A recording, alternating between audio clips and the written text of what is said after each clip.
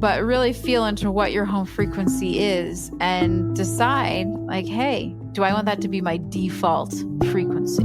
Or do I want to shift it? Do I want to do what I need to do to, let go of something so that I can shift my home frequency to something that I want to be at?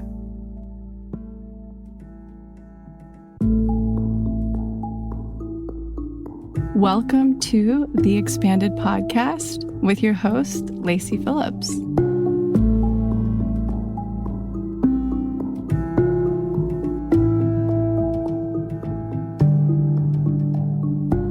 As a leading manifestation advisor with a process that's, radically different from the old New Age model, mine is rooted in psychology, neuroscience, and my energetic gifts.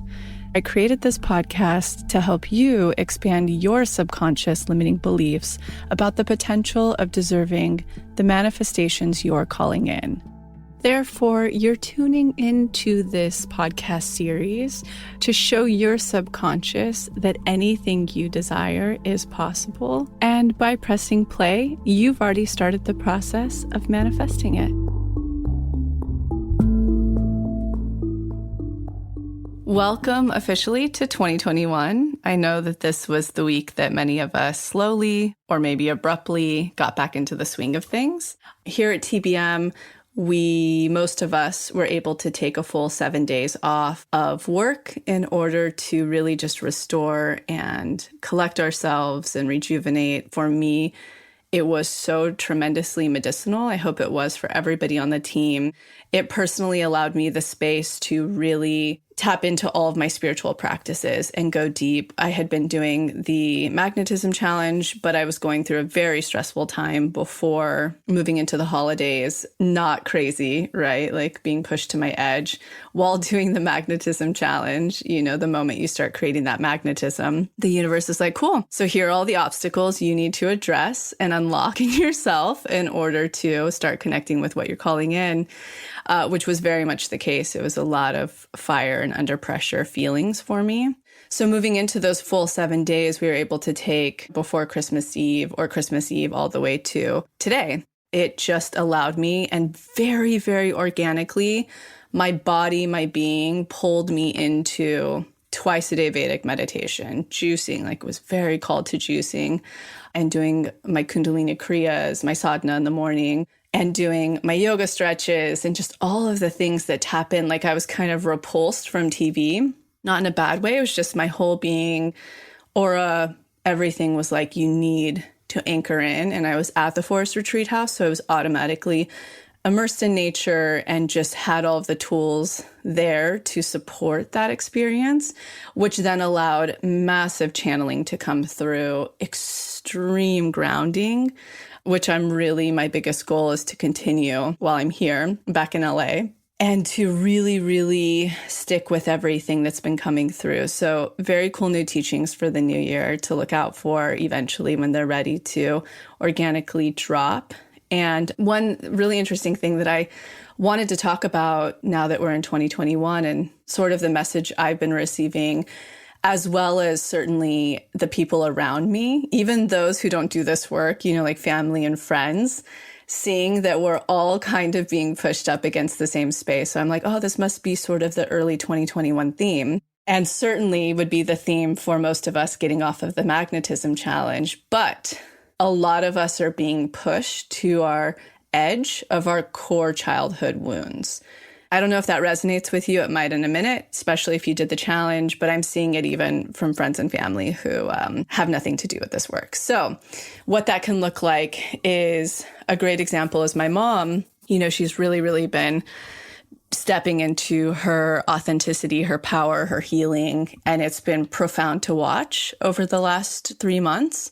But it's great because right after she got done with sort of the clouded healing process, the universe was like, yeah, all this stuff that you're working towards and why you're doing this, you're really ready? Are you really going to stick with this new journey, this new chapter? Or are you going to crumble back to your old coping mechanisms? And it's been honestly breathtaking to watch her be like, no, I'm going to meditate instead. I'm going to connect with my guides instead. I'm going to go on a walk at the river instead. But what the universe is using is her like core Achilles heel wound, her biggest trigger. And it's really, that means big and beautiful things are trying to come through. And she gets it. She's been listening to this podcast enough and knows my work and everything where she can intellectualize that and understands it. But boy, is it fucking hard when that happens. And same with me. Especially the more clear I get, the more work that I was doing in the challenge and my spiritual practices, things that are big or close, the universe is like, cool, let's really put the ammunition on you and see if you can handle truly jumping off these cliffs, truly not reacting. One tiny teaching that I actually do want to talk about right now to teach people, the more advanced you get in this work, the more that you can start to feel energetics and read them. Therefore, it's really interesting if you've been doing this work for a while to start looking at the space between tests. And what I mean by that is when we are tested, I personally tend to mostly be tested through triggers these days, less through opportunity, much more through triggers, because just like we learned during the magnetism challenge, that's the point at which the universe is really, really mirroring a block that I need to work through to connect with what I want. And so in this very particular moment, I'm certainly being triggered with some core childhood wounds. And the teaching that I really want people to simmer on, especially if you've been doing this work for a while and you are starting to read your own energetics, is the amount you react, your reactiveness to the trigger is going to determine how long you're tested and if you'll be receiving the test at a greater capacity. So, for example, and this isn't something you can fake. Again, I really want to stress for the person who's just begun this work or is just listening into this. With this kind of work of manifestation, there is no spiritual bypass when you're really dealing with the energetics of manifestation. So there's no pretending to not be reactive to a test. You'll start to see how much your trust muscle is growing and strengthening based on doing this work, based on digging deep and unblocking and expanding and continuing to see that it works for you after you do. That's what determines how strong your trust muscle becomes. So when I'm saying this, the ratio at which you are reactive to a test. So when you're being tested with a core childhood wound, and it brings up everything inside of you. Maybe it's a security wound. So maybe it's a financial, and it brings up all the scarcity in you and the what if and the spin outs and okay, like a place I'll go to when this is happening with me is, okay, if I just cashed out everything I have right now, could I live off of that for how long? You know, things like that. I even see my mom going through that where it's like my retirement, what if so when you become more advanced in this work and you're reading energetics, and that test presents, there's the opportunity, if you've done the work, the unblocking, you've taken to the DI, you understand why this is presenting, and you go, I'm going to feel my feelings, but I'm not going to resort to the normal old reactive behavior that I would do in the past. So mine can be codependency. It can be, talking to those around me, not for advice, but just to be heard because I can't stand feeling the edge that I'm feeling, or coping mechanisms. And again, these are totally fine if you do these, but the more your trust muscle strengthens, the more advanced you become in this work, you will notice that if you go, I'm going to center, I'm going to go to a DI right now, I'm going to feel my feelings all the way, but I'm not going to partake in the old low self-worth behavior, non-trusting in the universe behavior that I used to do in the past, because I see what's happening. I've been through this in the past. I know it's going to work out in my favor with manifestation because I have a strong trust muscle. It is going to drastically shorten the period of the test. It's going to speed up your manifestation quite a bit. So I just want to give that little bit of a teaching. It's okay to begin to start reading your energetics. It's okay, to spot the distance of how you used to react to tests and shortening them based on where you're at with your trust muscle. So if that felt a little jumbled, or if you're new to this, don't even worry. This is something I'll probably talk about this year, and I'll be able to deduce down and make it a little bit more actionable. But that's just something for those who have been working through this challenge, who do understand what I'm talking about, because that is what I'm seeing collectively, is a lot of our inner child wounds are being very much pressed right now. So if you identify with that, awesome, because weirdly and preemptively, before this even began at the end of 2021, for me and the people I'm seeing around me and people in our community group, we already as a team had decided that after the magnetism challenge collectively, that we would move into working through unblocked inner child together. So per usual, it's very kismet. This isn't a challenge or anything, but if you are wanting to work through this, face this, just know it's what we're going to be educating on this month. You'll be seeing it in the community group. The coaches will be sharing teachings on it. You will also be seeing it on Instagram. So you're not alone if you're going through that. We're all taking a big look at this together in Unblocked Inner Child. So that's sort of the little 2021 report that we are with you side by side. Also dealing with our deep inner child wounds that we're being pressed up against, myself very much included. The next thing to know, we are going to be launching something very, very, very exciting this month, something very much to look forward to. So if you're not already a part of our accountability text us at 1-213-423-5226 or sign up for our newsletter, because we will be announcing to you all first the new TBM product release. It's super exciting. Let's move into today's guest. That was a pretty lengthy little channeling intro. We thought this week would be the perfect time to get some insight of the astrology of 2021. It's an awesome guest. Many of you know her, Jill Wintersteen of the very, very, very popular Instagram Spirit Daughter. It's really exciting what we go into in this episode, especially she goes into a very lengthy description of every single sign when it's presenting at its highest vibration or its lowest frequency, and how to look out for moving away from the lower frequency behavior, the less conscious behavior, into the highest frequency. So if you don't already have your chart pulled out, feel free to do it. Pull it out after this. A great place to go. I love to use Cafe Astrology, and I just literally type into Google Cafe Astrology natal chart, and I'll throw in the information I know about myself. If you do know your birth time, great, you can get into your houses. But if you don't know your birth time, you just know your birth date, where you were born, you can at least see quite a bit of information that'll be super pertinent during this episode, especially looking at, it'll show you all of your planets. So when people say, what's your sign? It'll show you your sun sign and, your Mars, your Mercury, your Venus. And so you'll be able in real time while listening to this to look at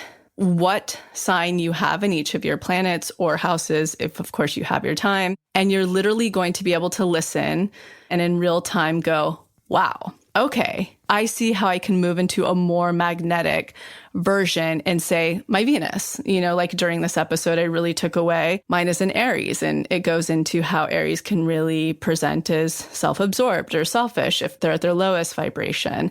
But if they move into their higher vibration, X, Y, and Z. So you'll be able to really kind of look at that. We really talk about the cycles of the moon because she has incredible workbooks for them. And we go into other really interesting things about 2021, especially that great conjunction that happened on the solstice, which I kind of was joking with a lot of my friends. A lot of what I was seeing on Instagram felt like spiritual Y2K. So we kind of really ground out that information and what the cycle is really going to look like. But if you don't know Jill, which many of you do, she uses the framework of astrology to connect her following of over 1 million to topics such as vulnerability, emotional growth, leadership, and self-worth. Through her studies of psychology, research, Chinese medicine, and yoga, she explains principles of astrology in a way her community can understand, digest, and apply in practical ways in their own life. So through her monthly workbooks, Jill provides a holistic view to the cycles of the moon, which we totally go into about the workbook. It's really interesting, using tools like yoga, meditation, journaling prompts, and affirmation building exercises to empower her readers to break through self-imposed limitations towards their greatest life potential. A lot of alignment. So let's get into it now. All right. Welcome, Jill. This is going to be a very exciting podcast episode because I'm sure everybody is just baited, waiting to hear what 2021 is going to look like from your perspective. Before we get into all of that juicy stuff, I have it right in front of me, but I'll let you say what you are. We love to hear what everybody's, primal triad is. What's your signs? What's going on with you? Well, I'm a Leo and I'm a Scorpio moon, Libra rising, Leo sun. I have 4 planets in Leo. So I have a Leo stellium. So I have tons of Leo, tons of fire, very fiery, but luckily I do have that Libra to balance me out a bit and the Scorpio moon to cool me off with some water. So. Yeah, in deeper introspection. It's so interesting because I'm a Aquarian sun, Capricorn moon, and then Leo rising. So, there's a lot of primal triad compatibility, I guess, potentially. Right. Yeah, potentially. The other question, I'm currently pregnant. So I want to hear your thoughts on this because I know that you had your son last year. I did. Yeah. Bodhi, he will be 17 months on Friday. Wow. And because I did, and this is probably so unbelievably narcissistic, but did you guys try for a specific sun sign?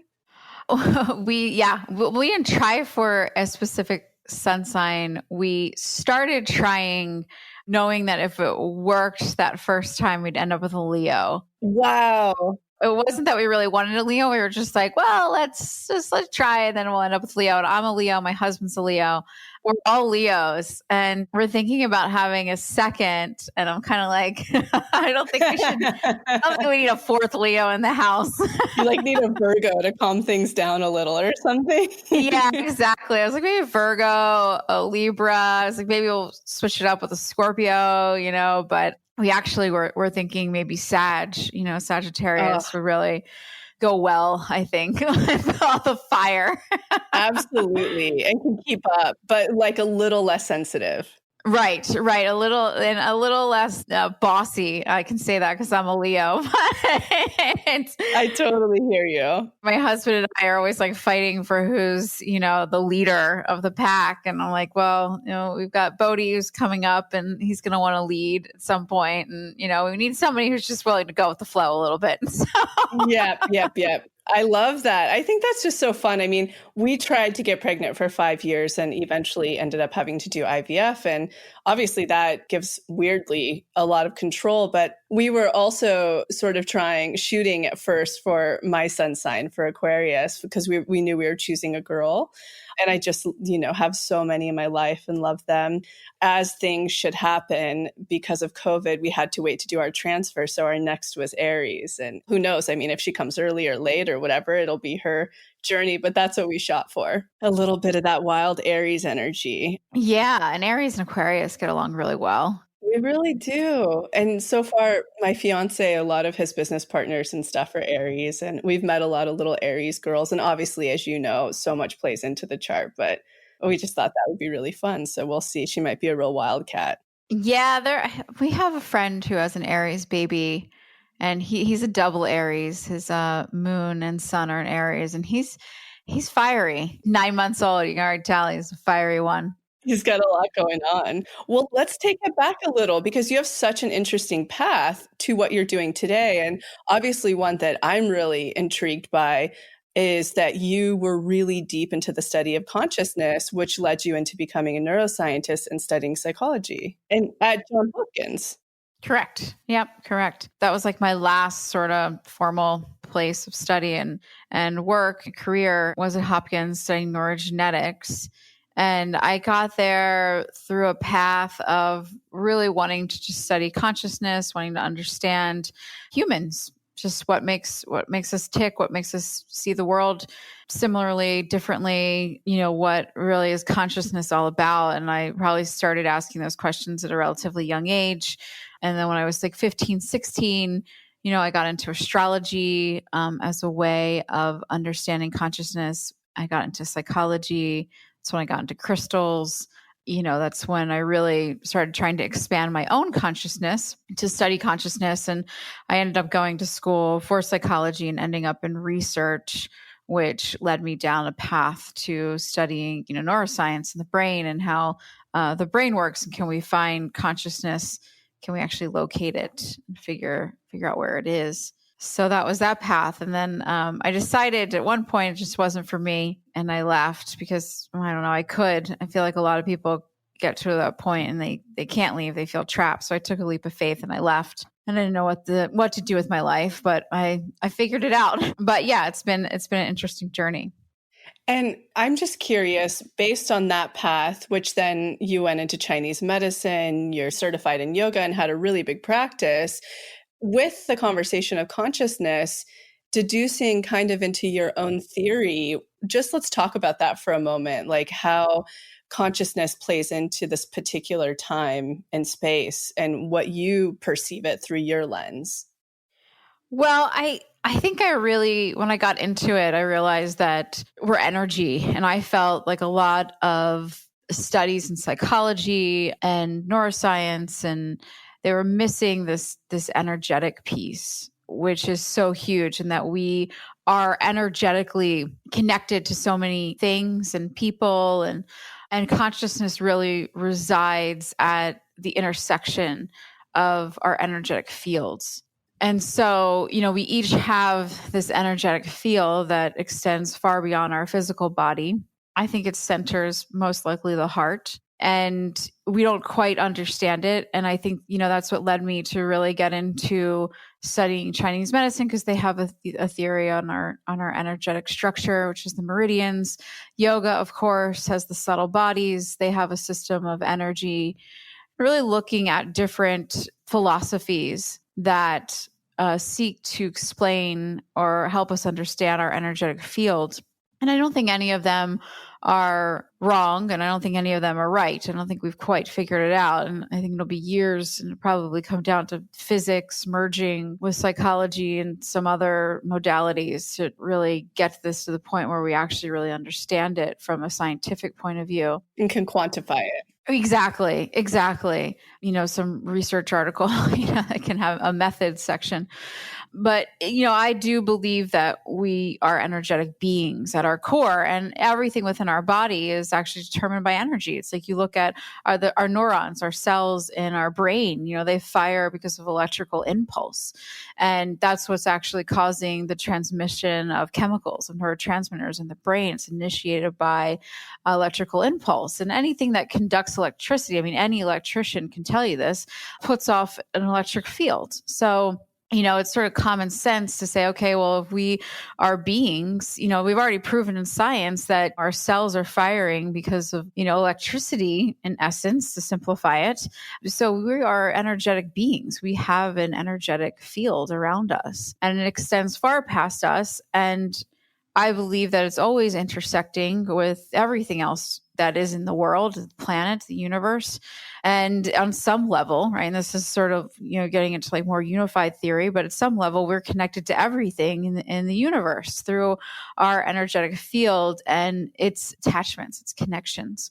And I believe that consciousness resides within that connection, within that intersection of energetic fields. And, there's layers of it. And so I'm conscious of hearing your voice right now. I'm conscious of the birds flying in front of me outside the window. So there's that kind of conscious, but I'm also more conscious on a subtle level.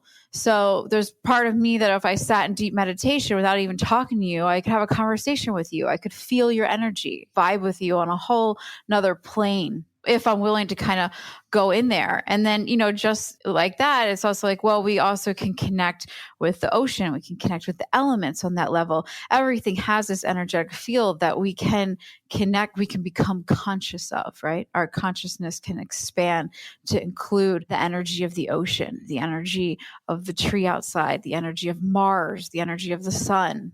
Energy of the sun in Leo. It keeps extending. It's an infinite connection, right? But we, as humans, have a filter on our brain, on our perceptions that, we can only take so much. So we filter out so much of this. So much is filtered out. And I believe part of developing consciousness through things like meditation and yoga and different modalities is getting us to a point where we can drop some of the filter, when we can expand our consciousness, because we can deal with the information coming in. There's so much information we're connected to, but our conscious mind can only handle so much at a time. I fully concur and agree all the way. As a mom, how do you feel? Because it's so hard, I think, to keep that level of already connectedness that children have, and the lack of programming and patterning and all of that stuff. Well, how are you navigating with Bodhi to try to preserve his authenticity in order to be connected at all times and feel that consciousness to the best of your capability? We do very little direction with him. We really just kind of hold space for him to be himself and be his authentic self. We're learning from him just as much as he's learning from us. And I really try and view it as, we're partners. We're partners in raising him, and not just, my partner, but Bodhi and I are partners. And it's not like I'm this dominant force that is making him do these things or directing his attention in any way, because he is connected. I mean, these little beings, they come out, it's like they come out enlightened. And how do you kind of preserve that? It's a type of innocence in a way. It's this innocence of the universe you see come through them. And, everything is new and everything is exciting and everything can take any shape that he wants it to take. So I think just really holding space for him to be himself, and not directing him so much, giving him the space, giving him like safe space to play in, but do whatever he wants, and really explore who he is, and then really understanding his chart in some ways, and just understanding where he may have come from. I love to look at a chart and really try and deduce what people were in their former life. Wow, that's exciting. It's fun. It's like a hobby. And is that just through patterning that you can kind of see based on, like the many charts you've read, and obviously understanding all of the different aspects and everything that go into it? Yeah, it's really about the lunar nodes. It comes down to the south node. Wow, which is more of the shadow, right? Which is more the shadow. So I like to believe that most people, I'm sure there's exceptions, where their south node as their sun sign in their previous life. And then they're here to really incorporate their north node. And so for Bodhi, his south node is Capricorn, his north node is Cancer. And so in his previous life, he may have been a Capricorn, and he may have had a pretty hard life. And with Cancer being his north node, he's really come to this life to learn how to be held and to cry and to express his feelings and his emotions. So, I'm very conscious of if he, say, stumbles and is crying, I never say to him, "Oh, it's fine. You're fine. It's okay." I hold him and I say, I'm here to support you. I'm here to hold you. I understand that's scary, and let him cry, let him process it out, not really try and suppress him in any way. That's such a cool direction of using astrology in parenting. I love that. Or like I like to say, it's like stewarding, because that's what you guys are doing together, right? It's like stewarding. But I love that. And that was one of the questions that I have for you, because I feel really, really deeply in my North Node now, which is Taurin. And I feel like much more so than a lot of other aspects of my chart. I'm 36 in February, I'll be 36. And just really feeling into the pleasures of life and design and being grounded and, with family. So talking about that, how can people start to understand the purpose of their North Node, how to navigate it, and when you really start to come into it? I think it takes a while to come into North Node. It took me until I was in my later 30s to really come into my North Node. The South Node, it feels familiar. It feels, it so well. I will attest to that. Yeah. But, the point is that if we got it right, the last time around, and we figured out what we were supposed to be figuring out, we may not have come back again. So, we're attached to our South Node, but we're most likely attached to the lower vibrations. I think that every sign has a high side and a low side. There's a higher vibration, a lower vibration to every energy in the universe. Astrology is definitely one of them. And so I believe that we come into this world knowing our South Node through and through, and being really attached to unfortunately, the lower vibrations, because that's probably what we knew the most in our former life. And how to survive is sort of how I see it. And how to survive. Yeah, exactly. And that's what blocks us, right? So it's just like any comfort zone. It blocks us, it limits us. And so, I've always struggled. My South Node is in Pisces, and I love Pisces. It's my favorite sign. And I'm like, but I don't want to leave that. And it's not that you have to leave your South Node, it's that you have to learn the lower vibrations, and you have to recognize when they come up in you and acknowledge them and do something to break that pattern. It becomes like a conditioned pattern. And so if you can break that pattern, then you can really step in and embrace your North Node. And oftentimes we resist our North Node. My North Node's in Virgo. I resisted Virgo so much. My mother's in Virgo, and my Saturn happens to be in Virgo as well, which Saturn is like your responsibility in your chart, right? It's just no fun. Is that often that the two are connected? Because my Saturn's in Scorpio, and so obviously my South Node as well. Yeah, no, they're not always connected. It just depends. Okay. It just sort of depends because Saturn changes signs every 2.5 years, but the nodes change signs every 18 months. So they're not always in the same sign. But, my North Node that's where my Saturn is. So my path was to let go of the lower vibrations of Pisces and step into Virgo and step into my responsibility and really embrace it.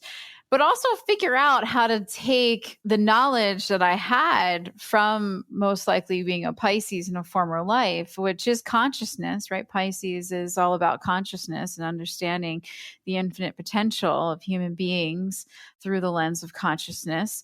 So for me, I had to figure out how to take the good stuff, detach from the lower stuff, take the higher stuff, and then apply it within Virgo, or use Virgo to somehow really give it to the world, which is why I now write workbooks that, are in precise little boxes, very neatly organized and spell checked, and, lots of Virgo qualities there. Virgo is really about service and giving your gift to the world. So, for me, with the Pisces background, I had to figure out how to take this knowledge, right? So I was on top of the mountain, studying consciousness, and really, come back down and figure out a way to be of service to others and give that knowledge to the collective. And it took me a very long time to figure out how to do that. You are leading the conversation so well, because a woman on our team, her big question for you, in a nutshell, I know this could get really lengthy, but kind of in a nutshell, to help all the listeners who are obviously we all have all of these different wonderful signs, but speaking of the sun sign, or when looking at different aspects of the chart, I always say, and maybe I'm incorrect on this, but I've always been like the conscious, when I'm seeing, for instance, like a Scorpio friend, I'm like, well, that's a conscious version of a Scorpio friend versus the unconscious yet. Like they haven't come into their consciousness, which maybe isn't the right way to be addressing it, but sort of the higher vibration, like you're saying, the higher aspects and frequencies of a sign versus the lower, just kind of going through the 12 different signs. What would be some of those highlights of where people can, like you said, take the positives, the higher frequencies, and kind of start to look at how to eliminate, what's no longer serving from the aspects of the sign that might be the lower? Well, starting with Aries, Aries is often called, it's a sign of the self, right? So we're looking at lower vibrations of selfishness. It's very, very typical Aries, low vibration, only thinking about themselves. The higher side is realizing they have to, as many of us do, put ourselves first, prioritize ourselves, and understanding that when we prioritize ourselves, we're then able to give to others. We're then able to, when we're our best selves, the world benefits, right? So with Aries, it's less about being selfish, but more about discovering who they are at their core, identifying their I am statements, feeling situations that encourage them to develop courage and develop a sense of adventure, and really working on themselves without infringing upon other people. So you kind of have to like walk that line as an Aries sun of being selfish, but then also realizing that yourself does need to be a priority. So how do you do that without hurting others in any way? So that's kind of an Aries nutshell. And then Taurus, I love Taurus. It's one of my favorite signs. It's very still, it's very peaceful.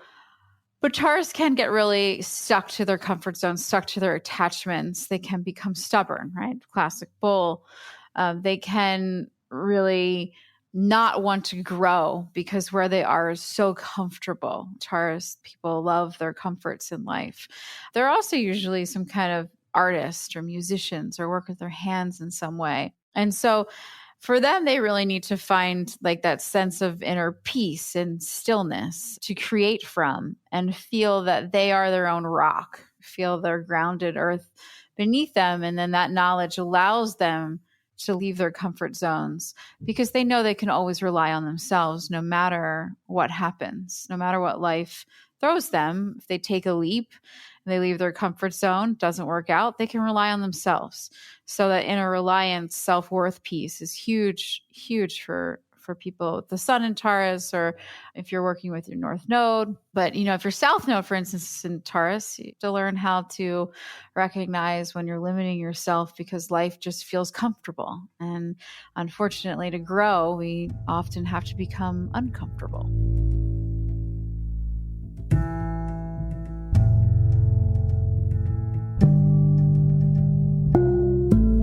So I'm quickly interrupting this episode to invite you, if you're ready to start your manifestation journey, or if anything you've heard in our manifestation episodes has piqued your interest to begin. We have a la carte workshops in everything from the basics bundle, which is what we recommend to everyone who starts. It's the formula that actually teaches you how to manifest, unblocked inner child, and unblocked shadow. We also have a la carte workshops on love and money. But the real gem is the Pathway membership because it encompasses every single workshop we have. It's a year-long membership with full access to the few a la carte offerings we have and exclusive workshops not available anywhere else, such as the daily practice, which is what everybody in the Pathway uses, hopefully at least 3 times a week to daily in order to truly create the new neural pathways that one needs in order to manifest, and houses the library of our deep imaginings, which is our unique hypnosis process that allows you to get into your subconscious and overwrite those old neural pathways, creating the new ones. You can use our special code, EXPANDED, all caps, EXPANDED, to receive $20 off your first a la carte workshop purchase or $20 off your first month of the Pathway. Again, that's all caps, EXPANDED, EXPANDED. Okay, now back to the episode.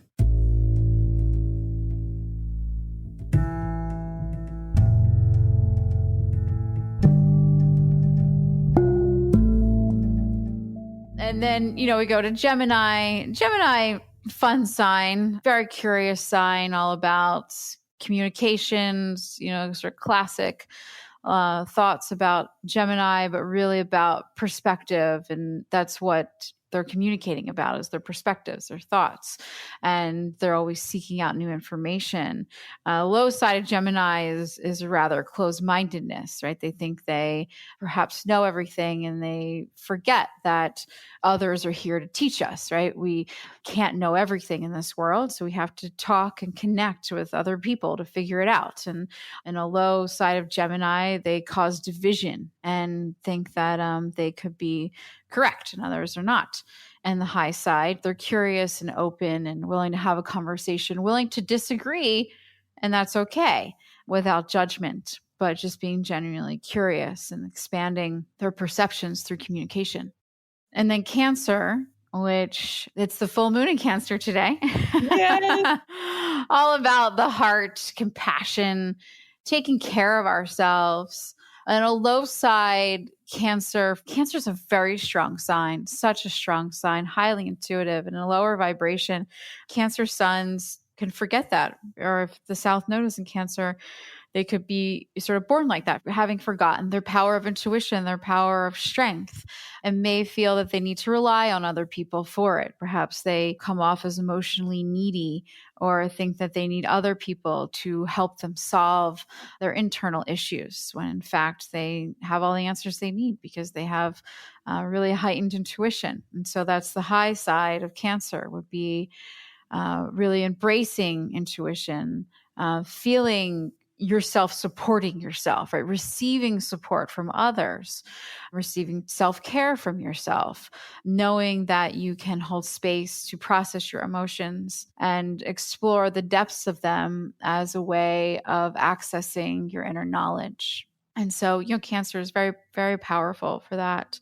And then Leo. So for Leo, Leo, obviously leader, courageous, open heart, it's the open-hearted leader, benevolent leader. In their low side, though, they become dramatic because they are always seeking approval from others, and they fear rejection, and they need constant validation in a way to let them know that what they're doing is approved of. And so Leos are really here to take some risks and be vulnerable and put themselves out there. And that's why we always think of like musician or celebrity of some sort, or spotlight. We're always thinking center of attention, spotlight with Leos. And in many ways, they seek the spotlight because they're here to kind of put themselves out into the world and be vulnerable and allow that to open their hearts. But when they start really needing approval and really craving that and forgetting that the only approval they need is their own, that's when they go into the low side. And so to get to the high side, they need to figure out how to approve of themselves and know that that's all they need, and still be courageous, still show up, still be a leader, but know that they just have to hold their presence and they will command the room. They don't have to seek attention. I think that this, like my Leo rising and everything you just described, is what gets me into the most trouble of everything in my chart. Oh, it's like, I really do believe it's where all of my ego lies. Oh yeah, definitely. Because, Leos, it's a tricky one. It's a tricky one because, Leos, they're here to take risks and to put themselves out there and to be vulnerable. And, it's that classic, line where just the moment you feel you've exposed too much is when you've just, you've exposed enough finally. And, that's just such classic Leo, where they're here to challenge themselves to really bare their heart, bare their soul, bare who they are to the world, right? Leo's very much, it's represented by the sun. It's the core. It's who we are. And so naturally, it's like you show the world who you are and you're like, oh, did you like it? Yeah, exactly. And if you don't, it's like, I'm really sensitive. Wait, you don't like me? Wait, what? Yeah, no, I get it. So, but once they do sort of gain that security and self-confidence, then they can be the leaders. They can show up in this leadership role and say, okay, like this is what I believe, and just know that people will follow them, not like step around quietly. But then, and then on to Virgo, which I talked a bit about before with my North Node. Virgo is so much about service, and it is about, they're all extensions, right, of the other ones. So it's like in Leo, you figure out who you are. And in Virgo, it's like, well, then how do you give that gift? How do you give your uniqueness to the world? How do you be of service to the world? How do you help the world heal through your offering, through whatever it is you have to offer? And so the challenge becomes feeling good enough. And the low side Virgos, lower vibration, they become perfectionists. They don't think they're good enough. They don't think their gift is good enough. They don't think they've done enough work. They haven't done enough courses. They haven't done enough this or that. There's a real sense of lack there. And in order to get away from that, they really have to, feel good enough and feel that their as is state is perfect for where they are, and give to the world regardless of if it's perfect or not. It's just better to show up than it is to spend years, hidden away, hiding your talents away. And also to, follow their intuition and feel their power. A lot of Virgos can get lost in the logical mind. It's just so appealing. It's ruled by Mercury, Virgo is. And, they often can get inundated in the logical mind, the classic like spreadsheet scenario of pros and cons list, when really Virgos are highly, highly intuitive. It's a highly feminine sign like Cancer. And so once they can embrace their intuition, they really can give their gift and be of true service to the world. Very powerful sign. And then with Libra, scales, the sign of the scale is all about balance and creating balance within themselves and really developing tools. So Libra suns, your North nodes in Libra, it's really about developing tools that bring you peace and balance. It's not just about being peaceful all day, like waking up in a peaceful state. I am always calm. That's not the point. The point is for Libras to notice when things go off kilter and notice like, oh, hey, I'm about to have an emotional reaction. I'm about to be really angry. And instead, I'm going to my Libra toolkit. I'm going to take some deep breaths. I'm going to do some breath work, find some way to maintain balance, because the world is chaos and Libras have the power to at least keep their inner seas at bay. But when they go into their low side, they forget that as their power. Libra is the sign of partnerships. They may rely on other people to help bring them balance, forgetting that they have that sense within themselves. They may look outside of themselves. And they also can become very passive and indecisive. So that's a Libra low side trait, is this indecision where, oh, well, I can make anything work, so I don't know what to do. Or like, I'm just going to let life fall as it may and deal with it, which can be very good in some ways. I mean, we want to go with the flow and the rhythm of the universe at times, but there's also times when we need to be of action and take action. And so in their low sides, they can forget that and they become indecisive and passive, and can even become passive aggressive with those around them. But, the key is for them to really step into their power, knowing they have the tools to create balance and equanimity within themselves and within their partnerships and also within the world. And, they are forces of justice in many ways and really can, extend this feeling of equanimity outwards, like layers. I always think of Libra as layers. They can cultivate it within themselves and then within their intimate partnerships and then to the greater world. It's fascinating, Libra. The air signs, Libra, Gemini, they connect us, right? They connect us. And so we're always looking at sort of a broader connection with those signs. And then Scorpio, water sign. Scorpio is one of my favorite signs. That's where my moon is.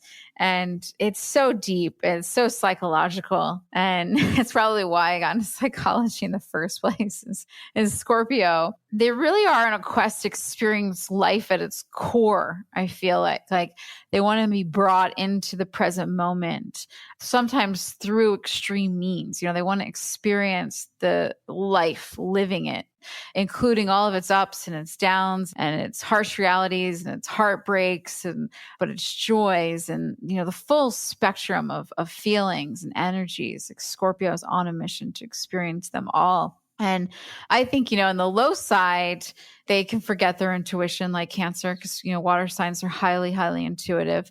They can forget their intuition and they also can feel anxious. I know a lot of Scorpios that will feel a lot of anxiety. They can feel very anxious because they're experiencing so much and they can get overwhelmed and they feel exposed in many ways and they can get swallowed up by fear when really they need to be fearless, dive into the depths of their own consciousness because they actually do have that ability to really unravel and understand so much of this world through the lens of energy, through the lens of really anything they choose, direct present moment experience. And so when they start feeling anxious, they can just escape, you'll see this pattern come up when we get to Pisces too, this escapism. The water signs, all of them can have a bit of that as their low side because they experience so much and they try to escape it through whatever means they can. And, the point is to stay in it, to stay in the experience and face it and confront it and learn from it and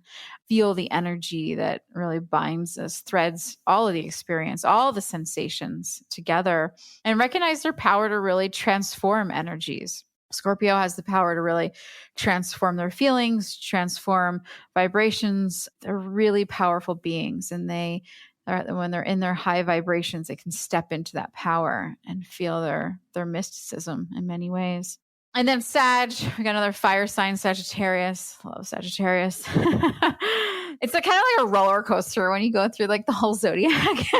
Oh, I know. I'm sitting here being like, I hope everybody listening to this is beyond grateful, because this isn't just for your sun sign. Now you have the luxury of literally pulling up your chart and re-listening to this and looking at each of your planets in each of your houses, if that's like as far as you want to go, and really taking in all of these aspects. I mean, even just looking at our Venus, right? Like, you're giving such crazy downloads on a sign. Mine is in Aries, and I'm incredibly selfish in relationships with my Venus Leo partner. So it's like, I'm really listening to this and really looking at, I can turn down my narcissism in the relationship and selfishness a little bit, put myself first, but then also see like, how can I then be more present for him? And so I just really want to make that side note as you're, going through this. This is a really big gift for every listener. Oh, good. I'm glad you're enjoying it. Absolutely. I'm really taking it in. Good. So yeah, with Sag is all about expansion. It's like with Scorpio, they go deep. And with Sag, I always say, well, it's, the energy comes up for air. I always look at the astrological wheel as an evolution of really the same energy, right? So we start with Aries, we make our way around the wheel to Pisces. So in Scorpio, the energy goes deep. And in Sagittarius, it comes up for air and breathes space and broadens the horizon. And so Sagittarius is really on a quest of knowledge and to accumulate experiences and to seek information from cultures outside of their own and connect with the world in unique and different ways to evolve themselves. It's really about the journey with Sagittarius. The low side comes in, and we'll see this, the south node right now is in Sagittarius, and the north node is in Gemini. And so collectively, we're all stepping away from the lower sides of Sagittarius, and any babies born, including your own, during this time, their job will be to let go of the lower vibrations of Sagittarius. And the lower vibrations of Sagittarius are judgment and a bit of self-righteousness and existential crisis, basically. And I will elaborate that on because I think it's an important one right now because, like I said, the collective is going through this right now. So, you picture Sagittarius, they're journeying through the world, they're connecting with other cultures, they're expanding their consciousness, they're bringing in all this knowledge and learning all these things. And then they go back to their hometown and they act like they know it all. And they act like, oh, I've seen the world now, so I know better than you.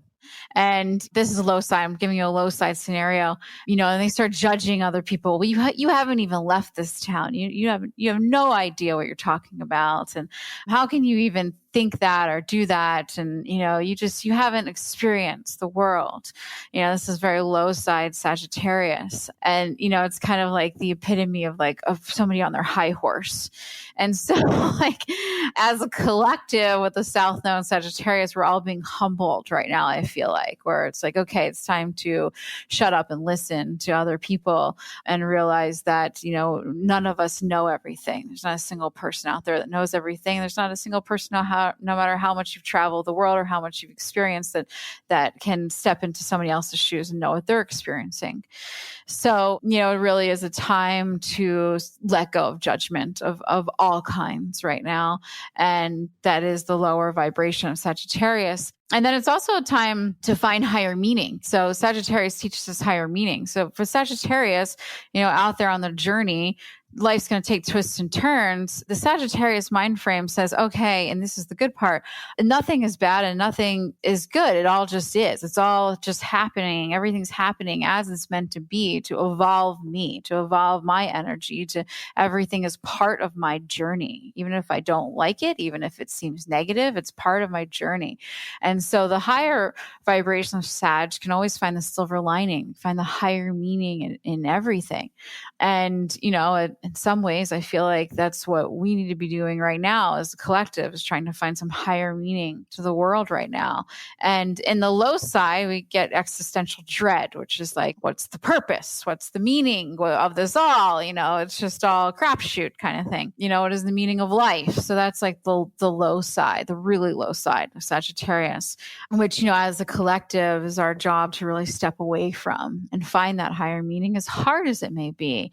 And as many things that have occurred that we don't want to occur, we're being asked by the universe to find some meaning in it all, which is the essence of this South Node in Sag right now. And, for people who are Sagittarius, that's their life mission, is to sort of find a deeper meaning, a higher meaning, and have the courage to go on their journey and accept it all for what it is.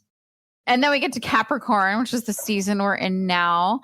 Very grounded energy, right? So Sag went and explored the world. Capricorn brings us back to the ground, to the earth, to focus, to our strength, to our power.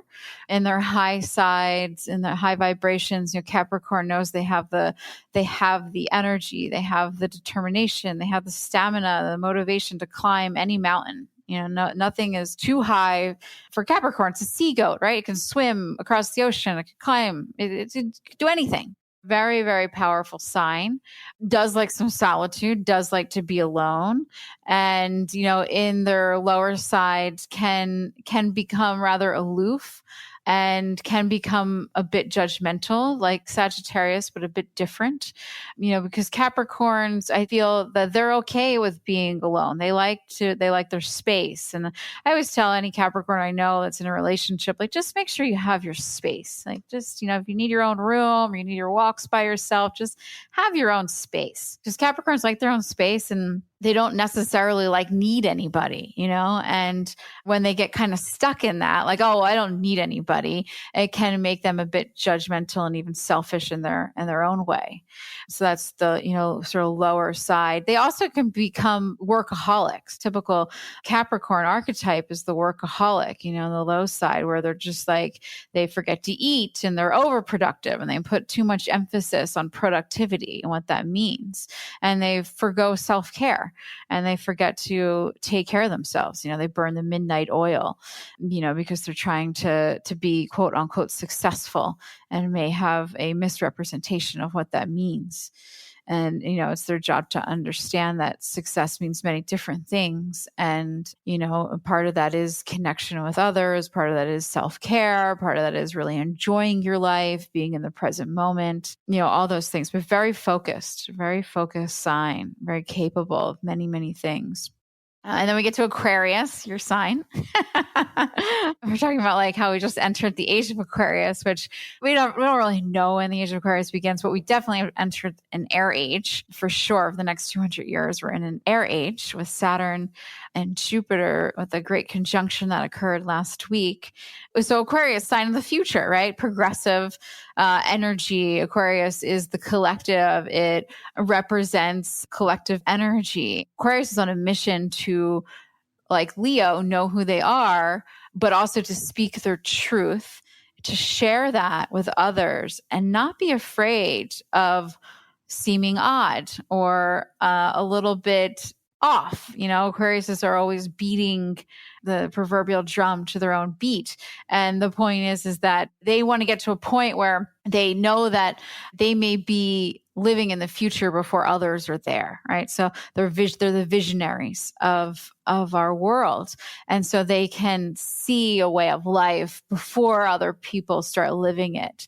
And they may start living that way of life, and people may look at them like they're crazy. I don't know if you've experienced any of this. This is very typical Aquarian nature. And they just need to be so confident in themselves that they say, okay, I'm going to live the way I want to live. I'm going to speak my truth. I'm going to be who I am. I know it might seem a little off, but I'm not going to let your opinion deter me. And I'm just going to keep being me. And then the rest of the world catches up eventually. And then they're seen as like the great visionaries and having this wonderful imagination. And their low side, though, they can become very aloof, where it's kind of like the typical, you don't like me, fine. I'm going to go off into the woods and I'm going to do my own thing without you. And they stop contributing to the collective, and they stop contributing to raising the vibration of the planet, which is their high side, is that they have the capability to really raise the vibration of the planet. But in order to do so, they have to take a couple stairs that maybe make them feel like they might be nuts on occasion. And if they let those stairs get to them, they run off into the woods, and they, maybe they go live off the grid or something, and they say, hey, I'm not contributing my knowledge, my vision. I'm not helping you people out. I'm done. And so, with the age of Aquarius, or, the air age coming up, it really is our job to think about how each of us can raise the vibration, and we can contribute, and we can be our individual self and know what it is we truly believe, not what we were taught, not the conditioned patterns of our parents or our community, but really know what it is that we truly believe, speak our truth, and show up in the world in a way that can raise the vibration of the planet. And people with their sun signs and Aquarius are born into this mission, and the rest of us are just here because we're entering the air age at the time and place where we are. And then last sign, Pisces. Pisces, another water sign, highly intuitive, understands, the infinite nature of the universe.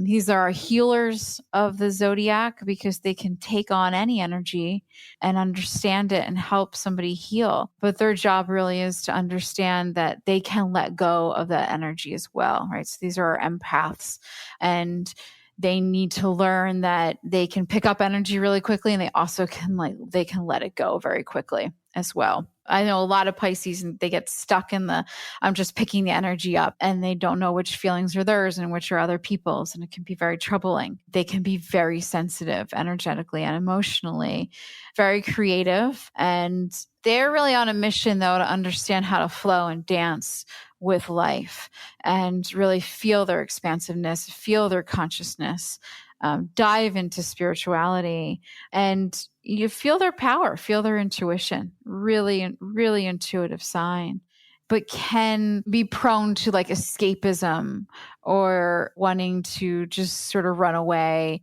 or do things that allow them to numb out emotionally, because the world can feel like so much to them. Energy can be very overwhelming that they're tapped into. And so they need to find tools that can help them release energy and ground within themselves and feel their power.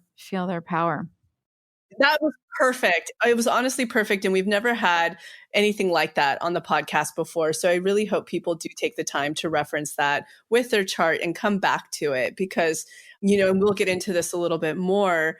I really like your perspective on the lower frequencies or the higher frequencies of each sign, and then the moon, and et cetera. So that'll be a really great basis for another question. But you did touch on something that was obviously I would say the greatest hits of December, the great conjunction of December 21st.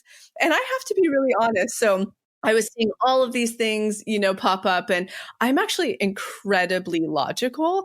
I think it's that Capricorn influence where I'm seeing everybody posting, and they're like, we're going into the Aquarian age with this. We're moving from 3D to 5D.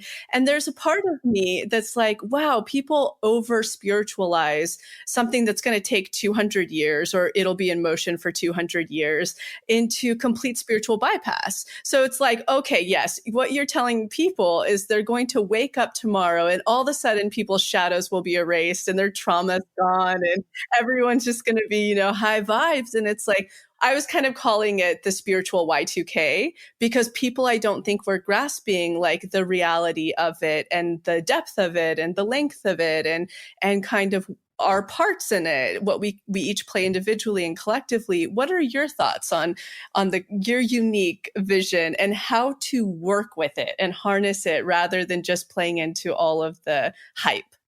Well, I think this is just the beginning, like you were saying. I think that we've been gearing up for this all year. 2020, obviously, tumultuous year to say the least. And it's taken us on such a roller coaster. And I remember in March kind of looking at the transits, just seeing what was going on astrologically, and picking that Jupiter-Saturn conjunction and going, we're headed to this. This is what we're headed to. And knowing that kind of everything we went through as a collective in 2020 really was to reveal a bunch of shadows. In some ways, there was a lot of light, I feel like, that got shown in 2020. There's a lot of heart opening experiences. But when you have that much light shining out into the world, you also reveal a lot of shadows. And we got to see the underbelly and we got to see the work.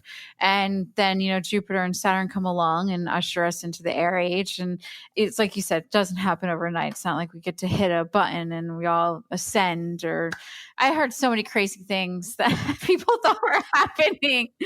And it doesn't work like that. I mean, I think when we're dealing with a collective shift, the way we've been dealing with all of 2020, and we're going to continue dealing with, it takes time. And it takes a lot of time. We kind of know what we're having conversations about now. And our job is to do the work, to change the collective consciousness, right? Because that's really what these shifting in ages are all about. We're shifting the collective consciousness. We are doing the work to raise the vibration, but it's just that it's work. It doesn't happen overnight. And so I think that the light was shown. We see the shadows. We're seeing the work that does need to be done on a collective level. And now it's time to do some of that work. It's not going to happen overnight. This particular meeting of Saturn and Jupiter, that energy will last till about March. So it's like layers, right? So we're looking at this overall 200-year cycle, but really, let's deal with what happened in 2020. Let's deal with Saturn, Jupiter meeting on December 21st in 2020.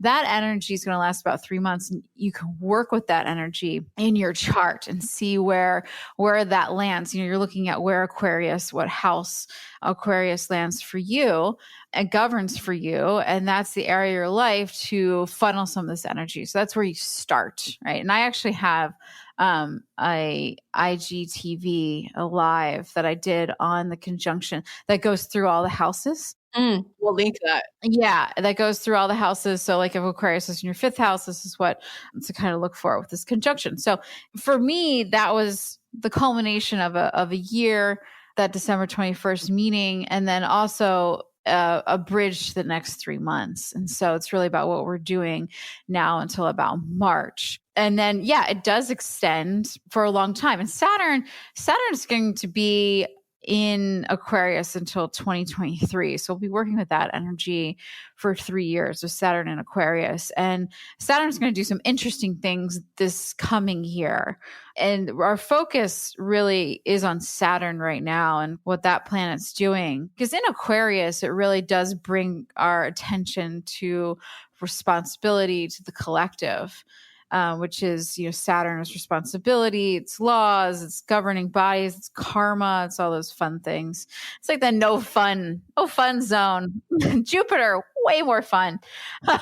Way more fun. Way more chill and abundant and happy. Yeah, I mean, I'd much rather go, have dinner with Jupiter any day. But, I feel like much of 2020 has really been dictated by Saturn and Capricorn, hanging out with Pluto, and Jupiter just kind of came in to lighten things up a little bit. We're lucky we had Jupiter, although the planet does expand things. And unfortunately, we got some things expanded this year we didn't want expanded. So all eyes on Saturn throughout 2021. And Saturn in Aquarius. And I feel like the Saturn-Jupiter meeting is illuminating some work we can do as a collective within the next 3 months until March. So for me, that's really what it was all about.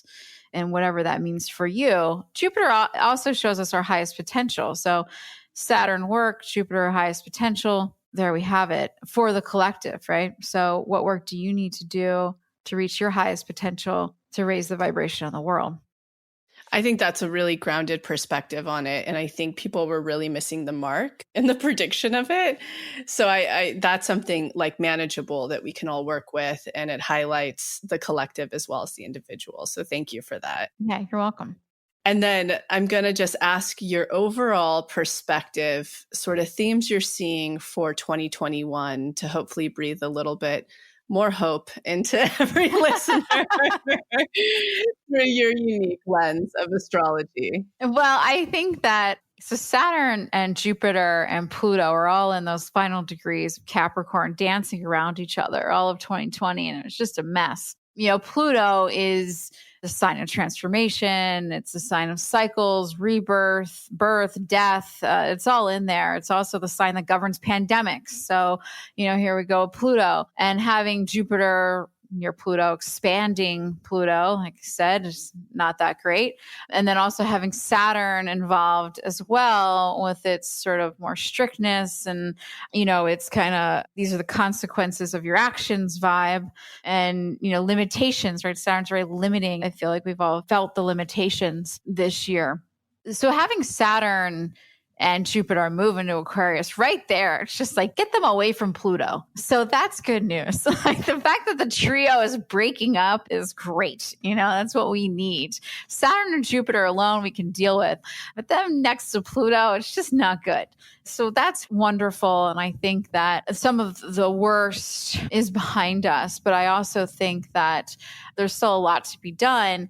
And Saturn, that's, like I said, all eyes on Saturn. So the big three transits or the big three meetings of 2021 are Saturn squaring Uranus. Uranus is in Taurus right now. And with Saturn squaring Uranus, there'll be 3 squares, February 17th, June 14th, and December 23rd, 24th, depending where you are in the world. And that's going to be an interesting one because Saturn's in Aquarius. Saturn is very earthy, right? Rules Capricorn normally, and it's in Aquarius, an air sign. And, that's pointing our focus to our responsibility, the collective, like I said. Then we have Uranus, which is the ruler of Aquarius, who likes to break things up and likes to push us forward. There's also an air of technology in there too, because Uranus and Aquarius both rule technology in many ways. But Uranus is in Taurus right now, which is an earth sign. Not that happy there, by the way, because Taurus doesn't like to move forward and Uranus just wants to shock and awe us forward. So with them squaring, it's really reading as, a break in the system. Saturn being the system and Uranus breaking it. And so I'm really looking forward to seeing what that means and how that plays out. And that those 3 dates and those squares are the big things everybody's talking about in 2021 and seeing how they manifest. And for us on a personal level, it may be just like breaking away from the old, right? Breaking away from old patterns, from old beliefs, from old ways of being, from things you thought you should do or had to do or were obligated to do, breaking away from your responsibilities that don't align with who you really are and who you are in this world. Really forming a future vision of yourself and maybe creating cracks in your own foundation in order to build the life and the person who you need to be for yourself in this lifetime and for the planet. You see, it's so interesting. I feel that energy percolating, like I intuit that. That's on a personal level, what I'm even going through, like, and probably pregnancy is really playing into that, but really feeling that transition into this year of deep reception, like receiving everything and getting deeper into my authenticity. And so that really resonates. Yeah. And just, because so many of us are just living lives that we think we have to live or we should live or we feel obligated to live. Or we were conditioned to live. Or we conditioned to live. Exactly. And it's about, living the life our soul wants to live. That's really what we're here for. That's the whole shebang, it seems so far. Well, then let's round out because I'm sure you're going to need a nap after this conversation. Let's round out.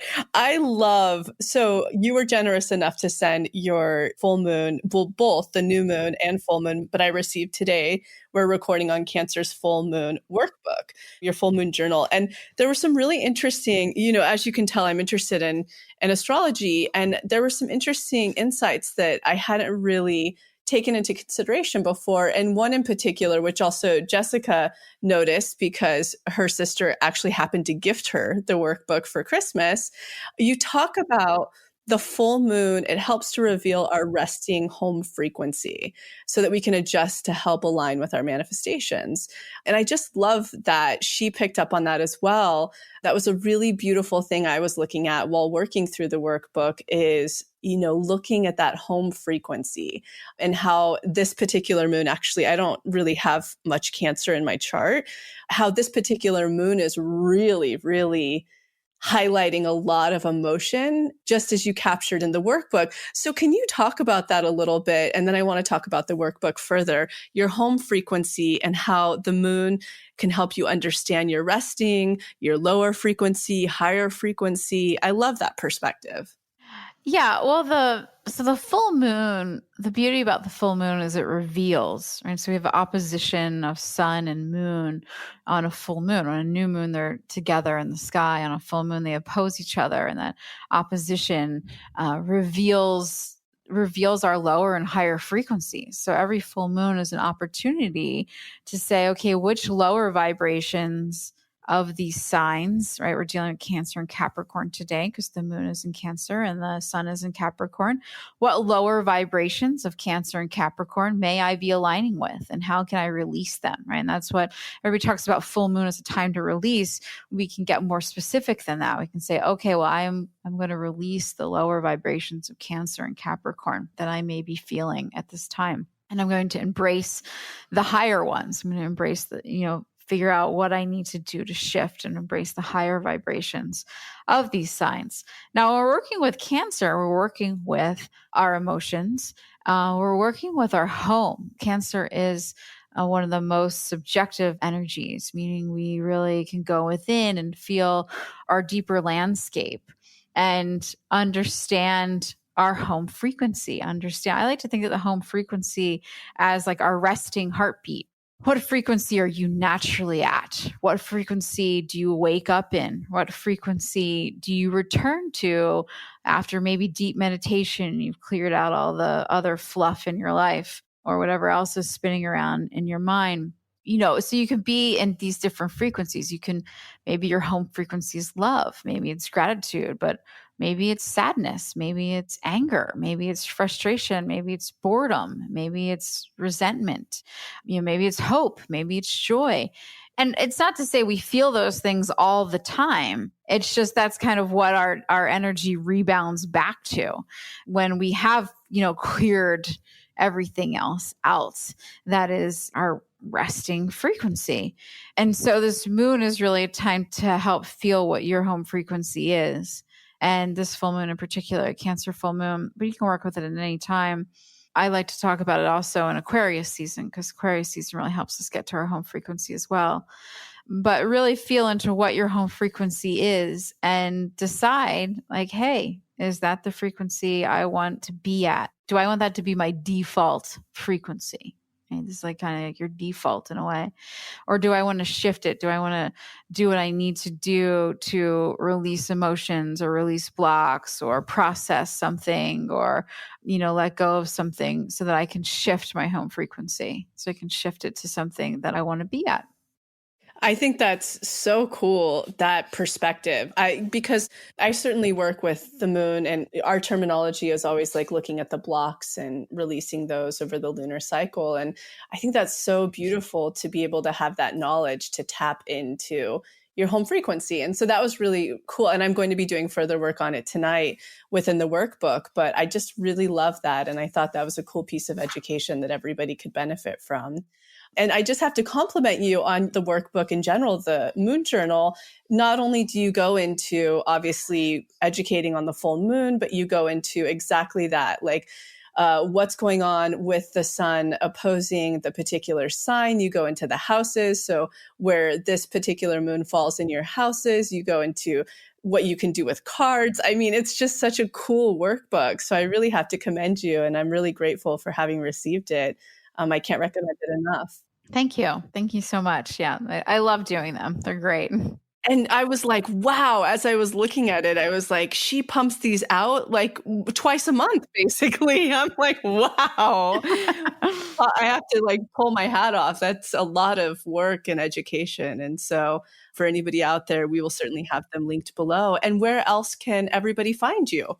Either on the Instagram at Spirit Daughter or on the website, spiritdaughter.com. Wonderful. Well, I'm so grateful for your time and energy today, and really excited to get this out in Capricorn season, early 2021. Give people a little bit of hope.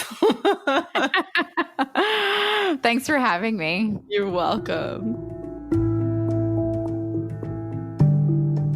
Thank you so much for tuning into the episode, and I hope you enjoyed it as much as I did, we did.